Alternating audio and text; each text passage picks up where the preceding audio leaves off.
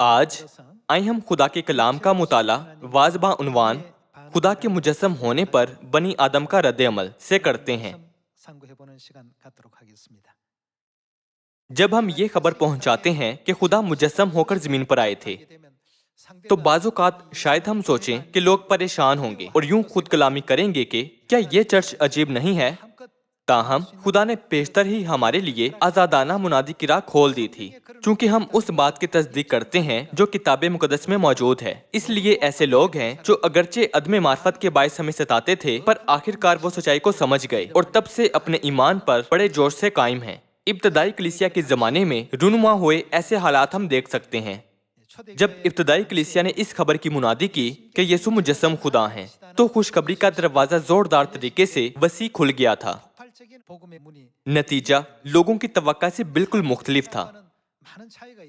फितरी तौर पर ऐसे लोग थे जिन्होंने सच्चाई को रोकने के लिए काम किया था या इसका यकीन ही नहीं किया था। ताहम उस जमाने में किसी और मजहब की निस्बत खुशखबरी ज्यादा जोरदार तरीके से फैली थी।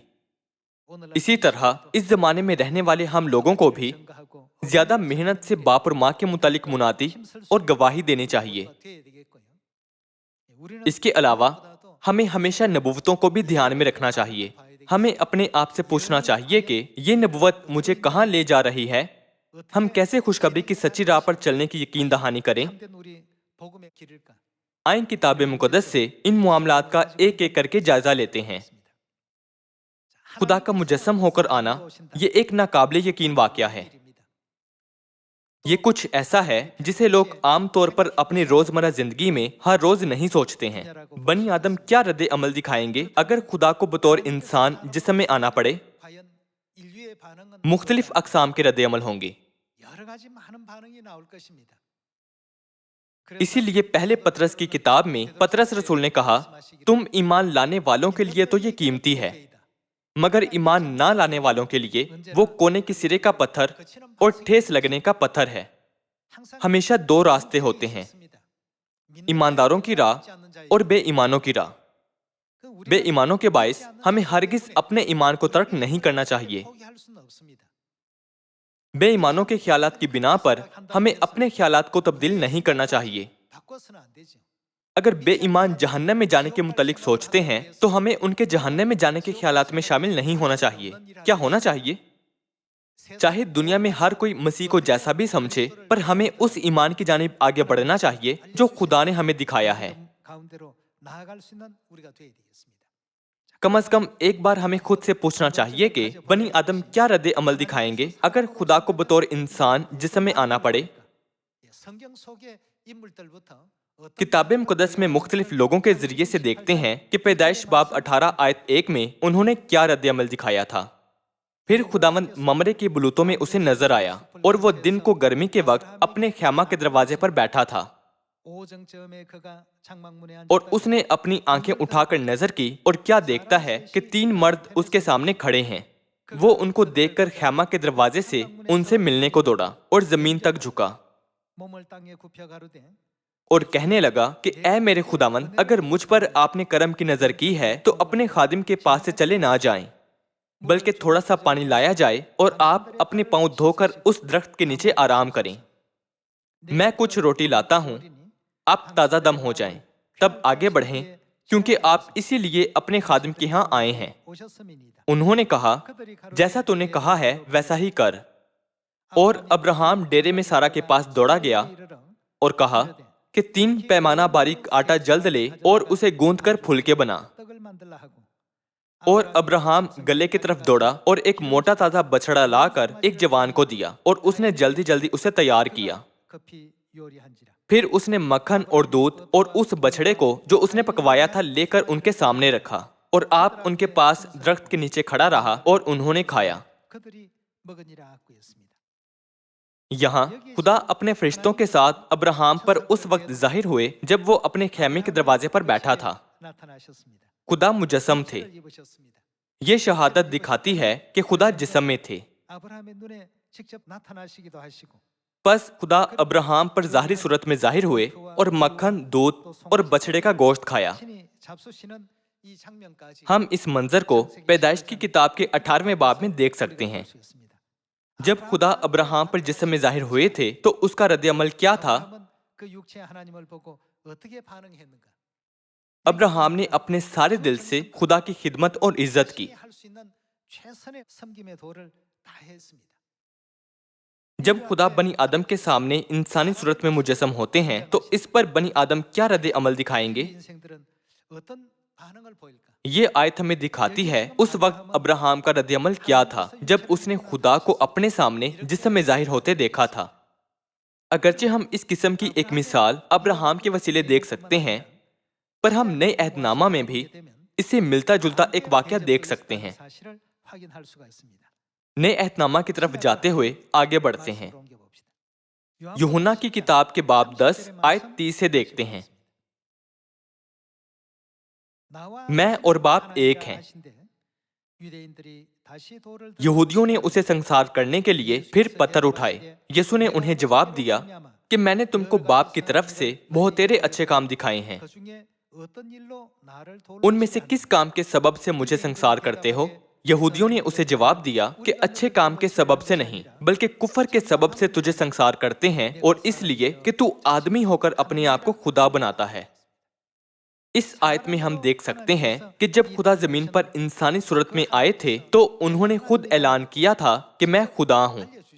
अगरचे ये ऐलान खुदा ने ही किया था, पर लोगों का एक गिरोह था जिसने उन्हें संसार करने के लिए पत्थर उठा लिए थे। अगरचे अब्राहम जैसे लोग भी थे जिन्होंने खुदा को जिस समय कबूल किया था, और यहूदियों जैसे लोग भी थे जिन्होंने मुखालफत की और उन्हें संसार करने की कोशिश भी की थी। खुदा जिस्म में जमीन पर आए हैं। वाकई ये एक नाकाबिल यकीन माजरा है। आइए यूहन्ना की किताब के पहले बाब की तरफ जाते हैं। बाब 1 आयत 1 से खुदा का कलाम देखते हैं। इब्तिदा में कलाम था और कलाम खुदा के साथ था और कलाम खुदा था। इब्तिदा में कलाम था। खुदा जिन्होंने कहा रोशनी हो जा, खुदा जिन्होंने रोशनी को तारीकी से जुदा किया था, खुदा जिन्होंने फिजा के नीचे के पानी को ऊपर के पानी से जुदा किया था। ये सब काम करने वाले खुदा के बारे में यूहन्ना रसूल ने ये शहादत यूहन्ना बाब 1 में दर्ज की थी। उसने आयत 14 में बयान किया कि वही खुदा जमीन पर आएंगे। कलाम यूहन्ना बाब 1 आयत 1 में कलाम कौन था? खुदा क्या हुए? और कलाम मुजस्सम हुआ और फजल और सच्चाई से मामूर होकर हमारे दरमियान रहा, और हमने उसका ऐसा जलाल देखा जैसा बाप के इकलौते का जलाल। वहां यहूदियों का एक गिरोह था जिसने यीशु को संसार करने की कोशिश की थी, इस हकीकत पर कि वो खुदा थे जो जिस्म में आए थे। फिर भी यूहन्ना जैसे लोग भी थे जिन्होंने एतकाद रखा था कि खुदा इब्तिदा से हैं, जो जमीन पर जिस्म में आए और हमारे दरमियान रहे। अगर हम उन्हें उनके ईमान को बरकरार रखने के तरीके का नतीजा देखें तो हम भी खुदा के लिए अपने ईमान की अक्कासी देख सकते हैं, और ये कि जब खुदा जिस्म में जमीन पर आते हैं तो हम कैसे खुदा की खिदमत कर सकते हैं। इससे उन बरकत का तयन होगा जो हम आसमान पर जाकर हासिल करेंगे। यूहन्ना जानता था कि यीशु मुजस्सम खुदा हैं। एक दिन जब यीशु यरूशलेम की तरफ जा रहे थे तो एक कस्बा के लोगों ने उन्हें अपने कस्बा में जाने से रोका। यूहन्ना और उसके भाई याकूब को उस कस्बा के लोगों पर गुस्सा आया जो यीशु को आगे बढ़ने से रोक रहे थे। उन्होंने पूछा, ऐ खुदावन, क्या तू चाहता है कि हम हुक्म दें कि आसमान से आग नाजिल होकर उन्हें भस्म कर दे?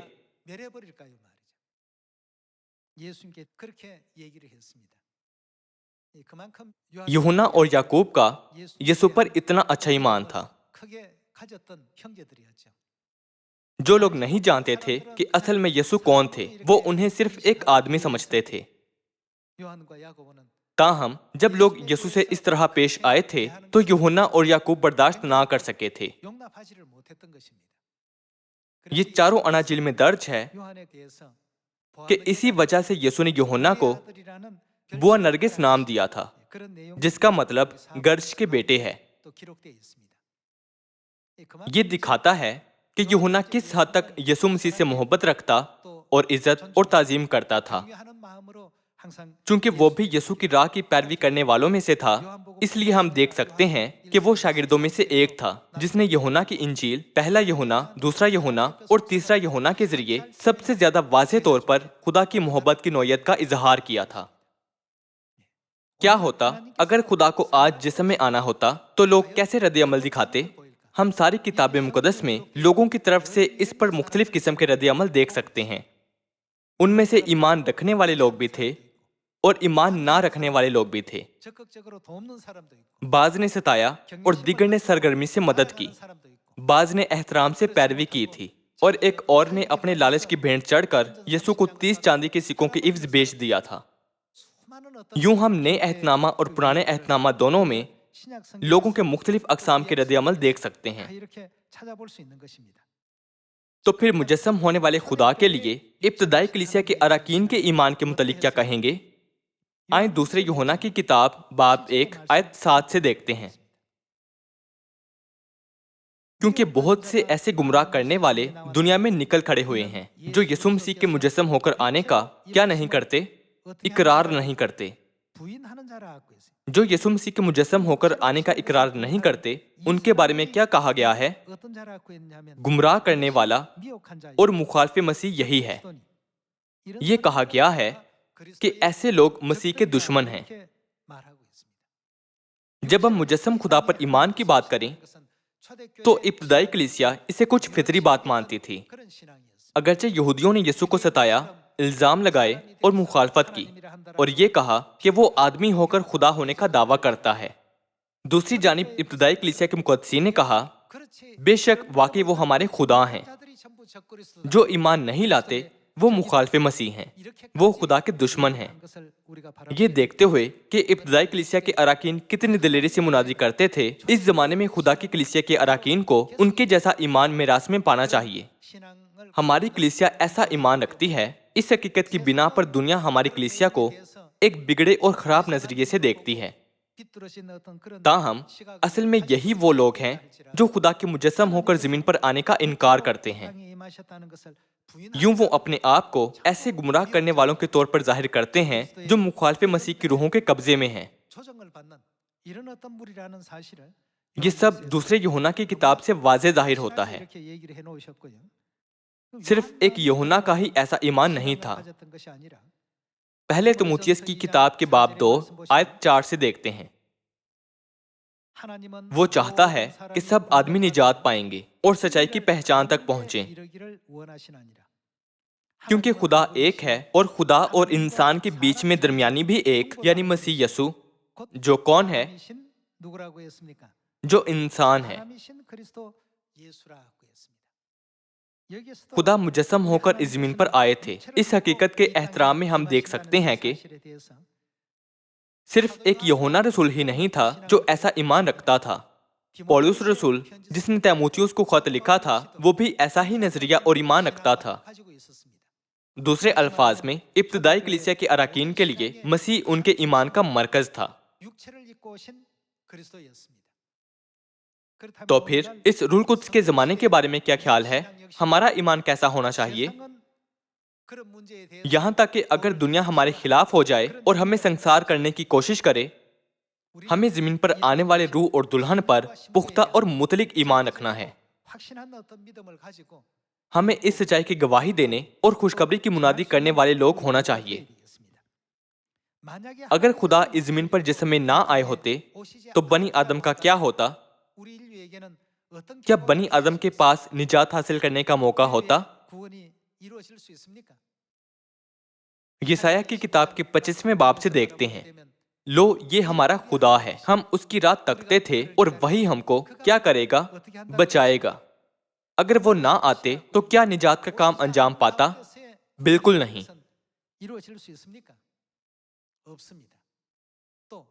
جیسا کہ عبرانیوں باب 9 میں لکھا ہے کہ کتنویں بار، دوسری بار بغیر گناہ کی نجات کے لیے ان کو دکھائی دے گا جو اس کی راہ دیکھتے ہیں۔ تو پھر اگر وہ دوسری بار نہ آتے تو کیا نجات کو لے جانے والی سچائی ہم تک لائی جا سکتی تھی؟ نجات کو لے جانے والی سچائی اگر ظاہر نہیں ہوتی ہے تو اس زمانے میں رہنے والے ہم لوگ बदकिस्मत तरीन लोग होते। इसकी वजह यह है कि किसी को भी निजात की बरकत ना बख्शी जाती।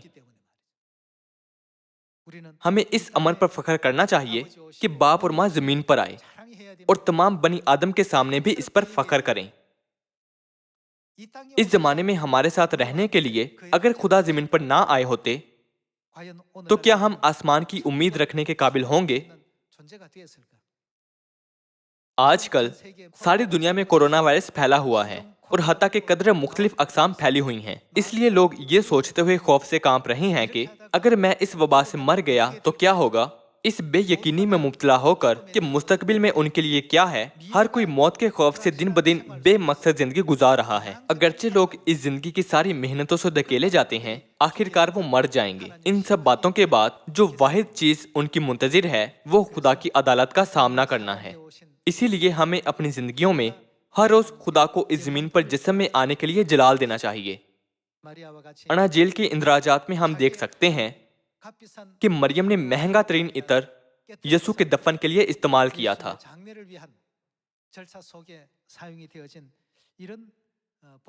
इससे हम देख सकते हैं कि ऐसे लोग थे जिन्होंने मुजस्सम होकर आने वाले खुदा की इज्जत की थी, और इसके साथ फरीसियों और सदूकियों जैसा बदकारों का गिरोह भी था जो मंसूबे बनाने के लिए जमा हो जाते थे कि कैसे यीशु पर फतवा लगाकर आखिरकार उन्हें मार सकें। ये लोग बतौर इंसान इस जमीन पर रहते हुए उसी बदी का दोबारा इर्तिकाब कर रहे हैं जो उन्होंने आसमान में की थी। आज हम वाज खुदा के मुजस्सम होने पर बनी आदम का रद्द अमल का मुताला कर रहे हैं। आज के वाज से हमें अपने आप से हर रोज पूछने की कोशिश करनी चाहिए कि हमें कैसे खुदा बाप और खुदा माँ की इज्जत करनी और खौफ मानना चाहिए जो जमीन पर आए हैं। अगरचे ये हकीकत है कि जमीन पर रहते हुए ये अच्छा है कि मुनादी करने और अच्छी तरह किताब मुक़द्दस सिखाने की काबिलियत हो। हमें हरगिज भूलना नहीं चाहिए कि हर काम जो हम करते हैं उसका मरकज इस सवाल से होना चाहिए कि मैं कैसे खुदा की इज्जत और ताज़ीम कर सकता हूँ। क्या हम सब खुशखबरी के काम में शरीक नहीं हो रहे क्योंकि हम खुदा के कलाम की फरमाबरदारी करना चाहते हैं? आज हम खुदा के मुजस्सम होकर जमीन पर आने के मामले पर गौर कर रहे हैं। जब हम आसमान पर वापस लौटते हैं तो क्या हमारा ईमान इस हद तक नहीं होना चाहिए कि हम कहें कि बाप और माँ, आपने अपने बारे में हमें सब कुछ समझाया था, इसीलिए अब्राहम की तरह हमने अपने सारे दिल से आपकी खिदमत की थी। क्या हम फरिश्तों के सामने अपने ईमान पर फख्र करने के काबिल होंगे? जैसा कि मैं इस मंजर के बारे में सोच रहा था तो मुझे एहसास हुआ कि अगर बनी आदम खुदा को ना जानते और खुदा से बेफजल सलूक करते तो उनकी तरह हमें वैसा नहीं करना है। खुदा ने कहा कि वो जमीन से अपने लोगों को लेंगे और उन्हें नई मखलूक बनाएंगे। मरियम, पतरस और अब्राहम की तरह जो लोग खुदा को दुरुस्त तौर पर जानते और उनकी तरह खुदा की इज्जत व ताजीम करना जानते हैं, क्या उनके लिए खुदा ने नहीं कहा कि एक कौम पैदा होगी? आए इकट्ठे इसे देखते हैं। ज़बूर की किताब बाब 102 आयत 12 से देखते हैं। लेकिन तू ए खुदामन अब तक रहेगा और तेरी यादगार पुश्त दर पुश्त रहेगी। तू उठेगा और सयून पर रहम करेगा क्योंकि उस पर तरस खाने का वक्त है। हाँ, उसका मुअय्यन वक्त आ गया है, इसलिए कि तेरे बंदे उसके पत्थरों को चाहते और उसकी खाक पर तरस खाते हैं। और कौमों को खुदावंद के नाम का और जमीन के सब बादशाहों को तेरे जलाल का खौफ होगा, क्योंकि खुदावंद ने सयून को बनाया है, वो अपने जलाल में जाहिर हुआ है। जमीन के सब बादशाहों को खुदा के जलाल का खौफ होगा। ऐसा लम्हा भी यकीनन आएगा। आयत 16 से कलाम देखते हैं। क्योंकि खुदामन ने सयून को बनाया है, वो अपने जलाल में जाहिर हुआ है। उसने बेकसों की दुआ पर तवज्जो की और उनकी दुआ को हकीर ना जाना। ये आइंदा पुश्त के लिए लिखा जाएगा और एक कौम पैदा होगी जो खुदामंद की सताइश करेगी। वो कौम जो पैदा होगी कहाँ से आएगी? वो सब सयून से आएंगे। जब खुदावंद सयून को दोबारा तामीर करेगा और अपने जलाल में जाहिर होता है तो वो कौम जो पैदा होगी खुदावंद की सताइश करेगी। आयत 19, کیونکہ اس نے اپنی مقدس کی بلندی پر سے نگاہ کی۔ خداوند نے آسمان پر سے زمین پر نظر کی تاکہ اسیر کا کراہنا سنے اور مرنے والوں کو چھڑا لے، تاکہ لوگ صہیون میں خداوند کے نام کا اظہار اور یروشلم میں اس کی تعریف کریں، جب خداوند کی عبادت کے لیے قومیں اور مملکتیں مل کر جمع ہوں۔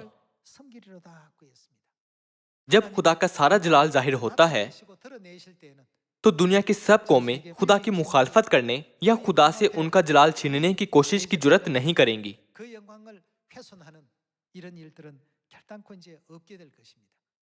جب خدا زمین پر انسانی صورت میں آتے ہیں تو ہمیں انہیں خدا کے طور پر قبول کرنے کے قابل ہونا چاہیے، جیسے ابراہم اور یوحنا رسول نے کیا تھا۔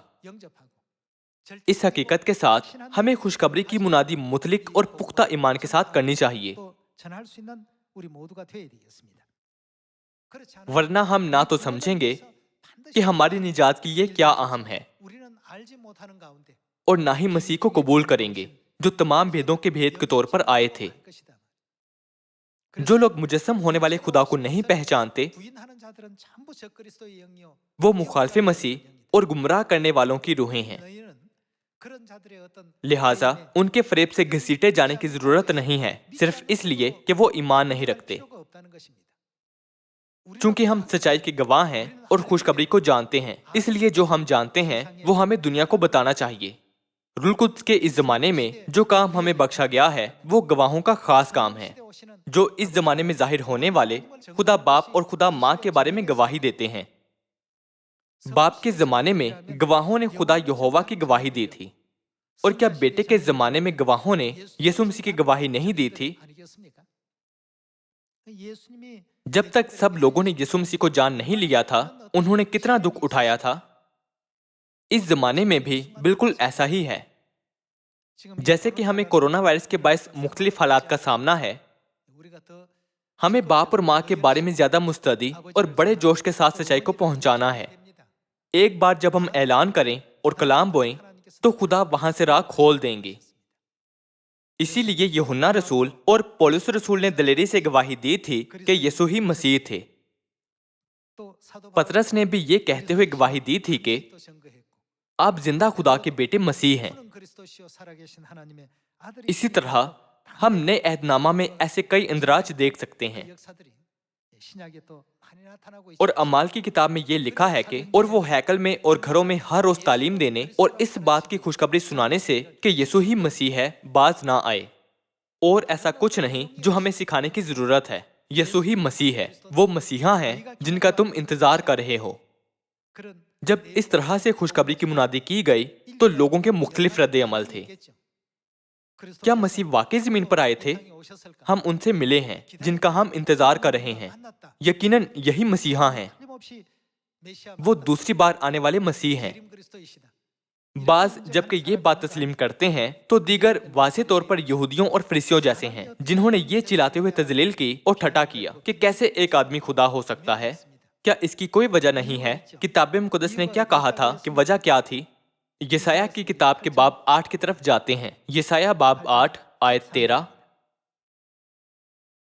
تم رب الفاظ ہی کو مقدس جانو اور اسی سے ڈرو اور اسی سے خائف رہو، اور وہ ایک مقدس ہوگا، لیکن اسرائیل کے دونوں گھرانوں کے لیے صدمہ اور ٹھوکر کا پتھر، اور یروشلم کی باشندوں کے لیے پھندا اور دام ہوگا۔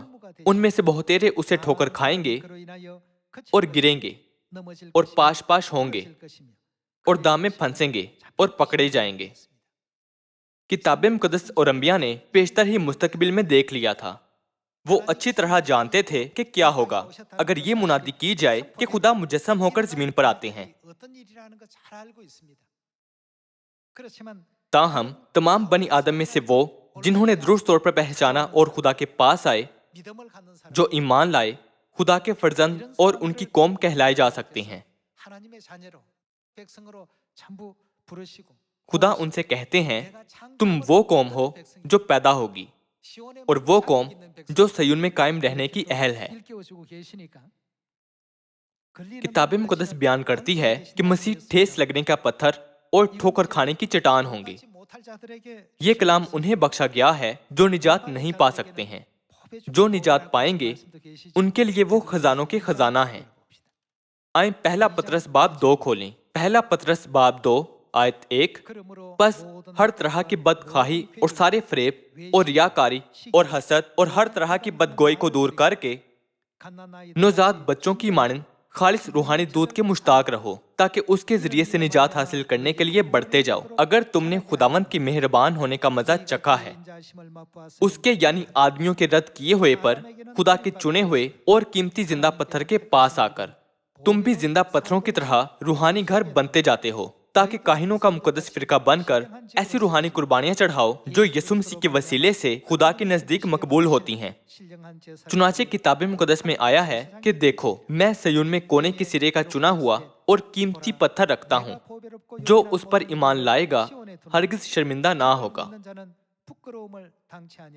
بس تم ایمان لانے والوں کے لیے تو وہ قیمتی ہے، مگر ایمان نہ لانے والوں کے لیے جس پتھر کو معماروں نے رد کیا وہی کونے کے سرے کا پتھر ہو گیا اور ٹھیس لگنے کا پتھر اور ٹھوکر کھانے کی چٹان ہوا، کیونکہ وہ نافرمان ہو کر کلام سے ٹھوکر کھاتے ہیں اور اسی کے لیے مقرر بھی ہوئے تھے۔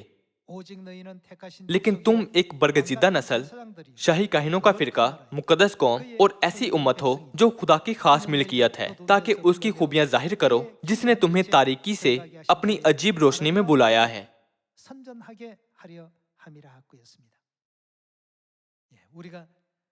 خدا کی امت بننے سے پہلے ہم محض غیر قوم تھے، تاہم اب چونکہ مجسم ہو کر زمین پر آنے والے خدا پر ہمارا درست ایمان ہے تو ہم نجات کے قدوس کام میں شریک ہوتے ہیں جسے خدا چلا رہے ہیں۔ آپ سب جب مجسم ہونے والے خدا کی بات ہو تو عام لوگ خدا کو قبول نہیں کر سکتے، تاہم متی کی کتاب کے 13ویں باب میں خدا کے کلام کے مطابق خدا نے آپ کو دیکھنے والی آنکھیں، سننے والے کان اور خدا کو قبول کرنے والا دل بخشا ہے۔ اگر ہمیں دیکھنے والی آنکھیں اور سننے والے کان اور خدا کو سمجھنے والا دل بخشا گیا ہے تو پھر اس زمین پر رہتے ہوئے ہمیں درست طور پر جاننا چاہیے کہ کیسے خدا کا خوف مانیں۔ اس میں اضافہ کریں تو اس کے ساتھ ہمیں یہ بھی جاننا چاہیے کہ ہمارے آسمان میں جانے کے بعد ہم کیسے خدا کا خوف ماننا جاری رکھیں گے۔ بے شک یہ اچھا ہے کہ ہم کتاب مقدس کا مطالعہ کرتے، زیادہ آیات جانتے اور اچھی طرح سکھاتے بھی ہیں، تاہم یہودی اور فریسی کتاب مقدس کے ماہر تھے۔ اس کے باوجود وہ نہ تو خدا کا خوف مانتے تھے اور نہ ہی خدا کو مناسب احترام دیتے تھے جس کے وہ مستحق تھے۔ کیا آخرکار یہ ان کی مصلوبیت کا سبب نہیں بنا تھا؟ ان کی کتاب مقدس کی تعلیمی سمجھ بوجھ کے حساب سے فریسی، صدوقی اور یہودی یسوع کے شاگردوں کی نسبت اعلیٰ ترین علم کے مالک تھے۔ کیا یہ ان لوگوں کا پیشہ نہیں تھا کہ وہ کتاب مقدس کی تحریری نقول تیار کریں؟ پھر بھی انہوں نے اپنے پاس آنے والے خدا کو رد کر دیا تھا۔ مجسم ہو کر آنے والے خدا کے لیے ان کے رد عمل کی وجہ سے انہوں نے مسیح کو بطور ٹھیس لگنے کا پتھر اور ٹھوکر کھانے کی چٹان کے قبول کیا تھا۔ اس زمانے میں یہ روح اور دلہن ہیں جو خوشخبری کی قیادت کر رہے ہیں۔ اس کے علاوہ اگر ہم سیون کے فرزند اور خدا کے لوگ بننا چاہتے ہیں تو ہمیں پہلے مجسم ہو کر آنے والے خدا کو حقیقی طور پر سمجھنا چاہیے۔ ہمیں یوحنا کی طرح خدا کو عزیز رکھنا، احترام کرنا اور عزت کرنی چاہیے، اور ابراہم اور مریم مگدلینی کی مانند ان کا خوف ماننا چاہیے۔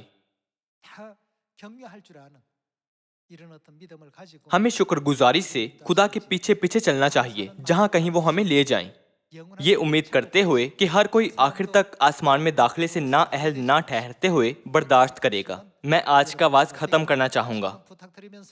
آپ کا بہت شکریہ۔